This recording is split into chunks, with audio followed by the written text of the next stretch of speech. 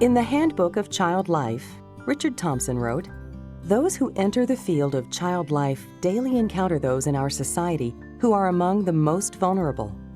Vulnerable because of their age and their ways of interpreting the world. Vulnerable because of their physical circumstances. Vulnerable because of the unfamiliar they encounter. Vulnerable at times because of additional barriers such as language, poverty, or prejudice. Yet the child life specialist understands that each individual, despite the vulnerabilities he or she may bring to an encounter, also brings strength and resiliency. The task of the child life specialist is to build upon these strengths, to minimize individual vulnerability, and maximize the growth of the individual."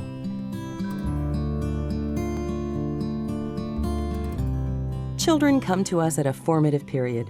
We strive to protect them in every way, physically and mentally. And though they may be frightened by their stay in the hospital, we can improve their outlook for the better and influence the quality of their experience. In the 30 years since the Child Life Council was established, the essence of the Child Life mission has remained the same. Child life professionals empower children and families to cope with the stress and uncertainty of illness, hospitalization, and other stressful life events. They embrace the value of play as a healing modality and promote children's optimal growth and development through assessment, intervention, prevention, advocacy, and education.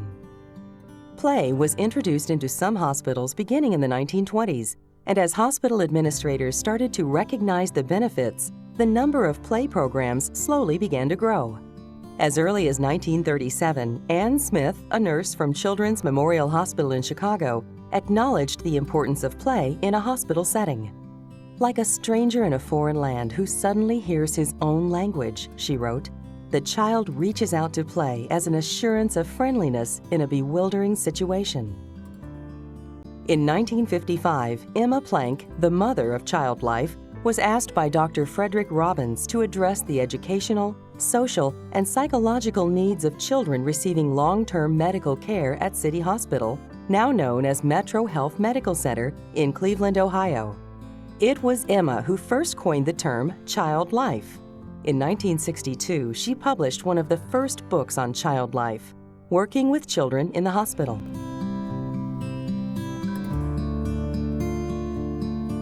Play in the hospital is valued not only as a way to entertain children and provide a sense of normalcy in their otherwise disrupted lives, but also for the opportunities it affords for working through the emotionally difficult experiences of illness and hospitalization. The question is asked, what do you like most about the Child Life program? And I got to say, what is there not to like? The Child Life program is very, very rare in the fact that it's not based on medicine. It's based on heart and soul. It's based on joy. It's based on allowing a child and reminding a child that they are a child even in the hospital. Hospitalization is a very, very difficult and stressful time for families and sometimes fear-provoking for the kids.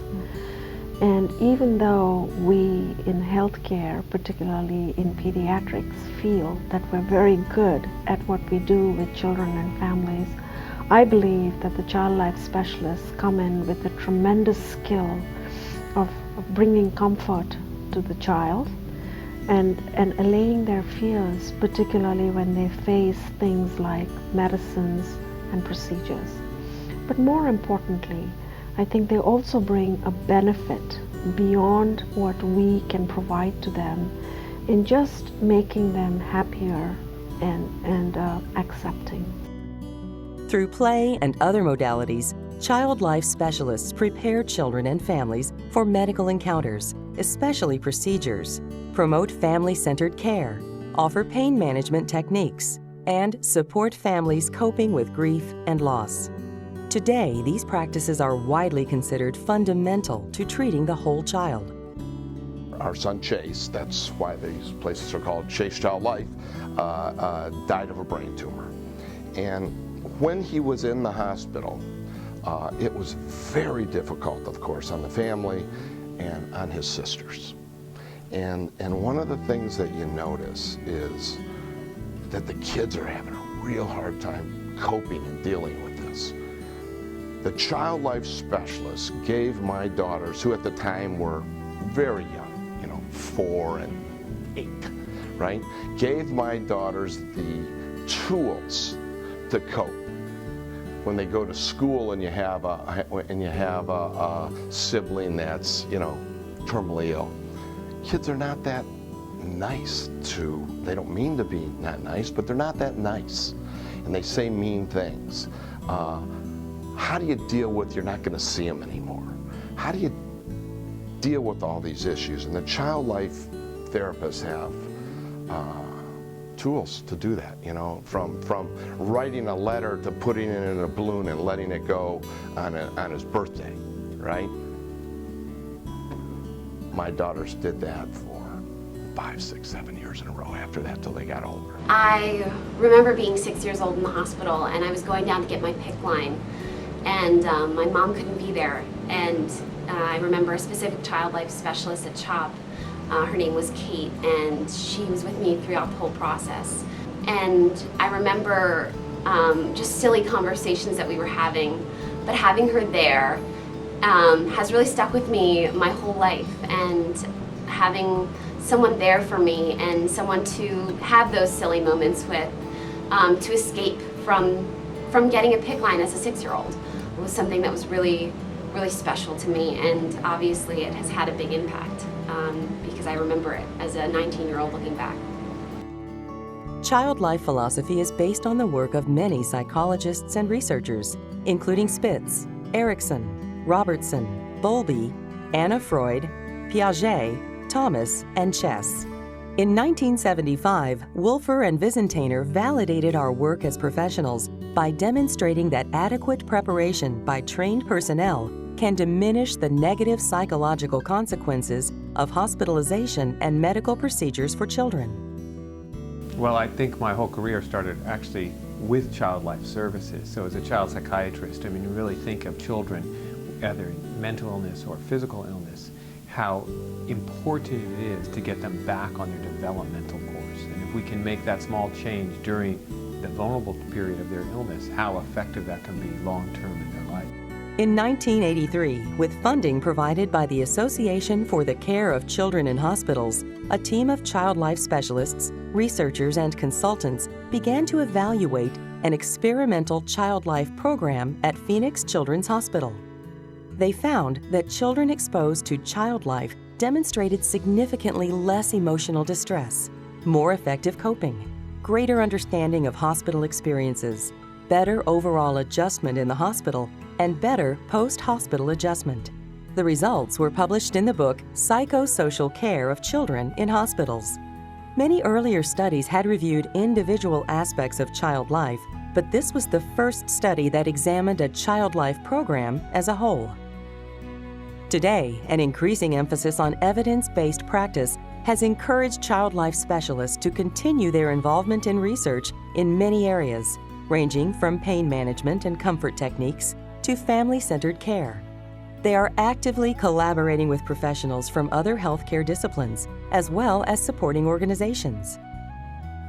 New scientific discoveries and methods of treatment are constantly reshaping the face of medicine, and child life practice has evolved to meet the changing needs of children in different healthcare settings.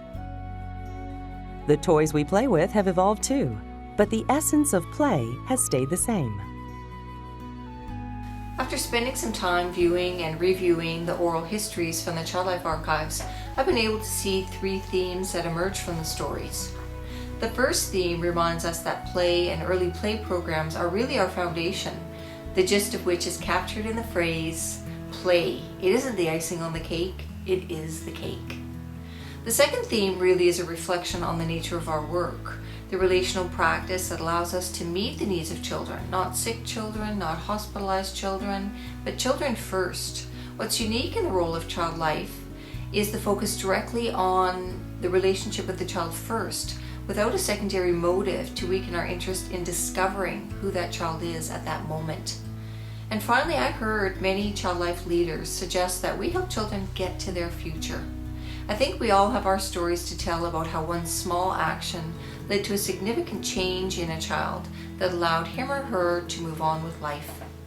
Of course, play, or the suggestion of play, is often the mode that allows us to reach the child in that first place.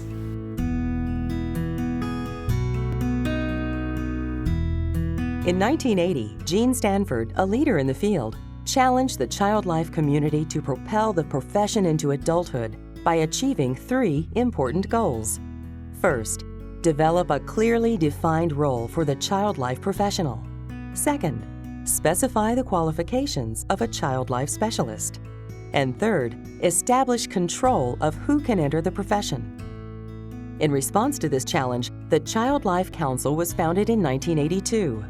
The organization started under the umbrella of the Association for the Care of Children in Hospitals, then became an independent professional association in 1992. It's been Child Life Council that has, I feel very strongly, enabled us to increase our professionalism, to enable us to communicate with each other at a professional level and yet also have some fun and develop relationships. And it's been a rewarding experience, and also to see that Child Life has grown to such at an incredible pace, I feel.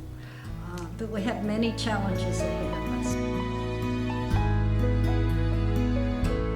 In the early years, CLC and its founding members built the foundation of a profession grounded in sound psychological theory and clinical research. The mission remained the same: to promote the developmental integrity of children experiencing significant stress and trauma within the healthcare environment. What they bring, though, is teaching skills, coaching skills, they bring warmth, they bring fun, and they bring a real understanding of how all of these elements integrate with nursing care, medical care, and the things that matter to a child and his or her family. The techniques that child life specialists are trained uniquely to provide are very helpful to the care of children in our hospital. So I would say that we could not provide the kind of high quality, outstanding care that our children and their families deserve without child life specialists. Under the direction of CLC's first president, Jerry Ann Wilson, the Child Life Council revised and reissued the original 1979 Child Life Position Statement issued by ACCH, a highly symbolic act of independence. The early members of the Child Life Council also struggled with what to call themselves. After a series of heated debates, members settled on the title of Child Life Specialist. I was fortunate to be a participant in a conference in Dallas, Texas in 1980, which 200 of us were staying in dorms at Southern Methodist University. And we had 2 all-day sessions facilitated by Jean Stanford, in which we were asked to sort of discuss the whole field of child life and define our name, define our purpose, define many things that later on we now take for granted. But in those 2 days, not only I think were we helping define the profession for other folks, but we were defining it for ourselves. CLC began work on establishing qualifications for child life specialists with a series of official guidelines and publications. In 1986, CLC initiated a professional certification and credentialing process, and by 2004, all child life specialists were required to be certified by exam. Today, the exam can be taken at computer-based testing facilities in hundreds of locations worldwide. CLC's committees and task forces remain essential to the success of the organization. Among many other activities, these volunteer groups continue to establish and update standards for educational preparation and clinical practice, administer CLC programs, products, and services, and preserve the history of the Child Life Council and the profession. A number of these groups are also taking the first steps to help the organization achieve the ambitious goals outlined in the CLC Strategic Plan for the years 2012 to 2014, helping to ensure the continued progress and growth of the profession. It's a very delicate balance of the joy and the informality that we have during our day in working with children and wanting to create a positive, nurturing environment with coming to the table at a hospital meeting or in some other forum where we say we are professionals, we have credentials, we have standards of practice, we have a code of ethics. And I think as the council continues to help push us to do that, and as professionals we step up and be part of that effort, I think the more we will be viewed as equal professionals along with nursing and social work. Child Life Specialists advocate for children and families in the hospital, while the Child Life Council advocates for the profession. Two voices with the same message. Child Life Specialists are interpreters of medical language for children and families through play, preparation, and emotional support. They now advocate for children in both pediatric and adult care settings. Increasingly, Child Life Specialists are supporting and advocating for children in other environments, including community outreach programs, private medical and dental practices, special needs camps, and schools. In 2008, Child Life Beyond the Hospital was published, exploring the practice of child life in alternative settings. In 1978, the American Academy of Pediatrics recognized the importance of child life services with the publication of the first policy statement on child life services. Jean Stanford's challenge to the child life community continues to drive the strategic work of the Child Life Council as it celebrates 30 years of supporting children and families through the work of its members. The core questions first asked by Stanford are more relevant than ever to healthcare in the 21st century. We need to continue asking ourselves, who are we? Who do we serve? What do we need to know? More and more, we are seeking evidence based in research to help guide the decisions that we make each day. I think one of the very important pieces where we've grown, and we've really recently grown in the last 5 to 10 years, is really looking at our professional identity as child life specialists. And what does that really look like and feel like? And really a piece of that is really looking at the breadth and depth of what is professional and what is professionalism. And that as an organization of Child Life Council, we have taken leaps and bounds in looking at how we perceive ourselves, what is our marketability, what are we using to help people to truly understand the depth of what we do, and taking the history of play and the importance and the value of play, but taking that from a place of being a play ladies or play people, all to the place right now where we stand as a child life specialist from a comprehensive approach to supporting children and helping them to cope with healthcare experiences, with anything that they really need to cope with in life. You can see where child life can really be applied. I've always had a special place in my own heart and in my mind for the work that the child life professionals have always done. They have become essential parts of the healthcare team. I've watched the profession grow over those 30 years so that no longer do you have to fight for recognition. Now people fight to say, I need a child life specialist on my unit or in my program. And that's what we see here every day. We've watched child life professionals really change the course of treatment and the outcomes of treatment by the special expertise and compassion that they bring each day to the care of children. It's wonderful to have seen that evolve over the years. Back in 1965, when 6 pioneering child life specialists were first discussing the formation of the Association for the Care of Children in Hospitals, it must have been hard to imagine that they were taking the first steps leading to the creation of an independent professional association, the Child Life Council, which is almost 5,000 members strong today. As we commemorate a remarkable 30 years of history and look forward to a bright future for the profession, we continue to be inspired by the passion and vision of those who paved the way for us. In 2012, we celebrate how far we have come and roll up our sleeves for the work that is still left to be done. You are making such a difference in the lives of these children. Thank you so much. Keep up the good work and happy 30th anniversary. I'd like to say happy anniversary and congratulations to the Child Life community. It is a real profession and a noble profession and a critical part of all that we do to deliver the best outcomes, experience, and value for children and their families. So thank you and keep it going. We'd like to congratulate Child Life Council and Child Life specialists worldwide on their amazing contribution to the quality of care for seriously ill children and their families. I feel very privileged to have had Child Life professionals as my colleagues for 35 years. And once again, I just want to say happy anniversary. I would really like to congratulate the Child Life Council on 30 years of advocating on behalf of this really unique and special profession, and advocating on behalf of children and the quality of care that they receive. What a great, great, great idea. I don't know why we haven't been doing it forever, but happy 30th, and here's to 1,000 more years.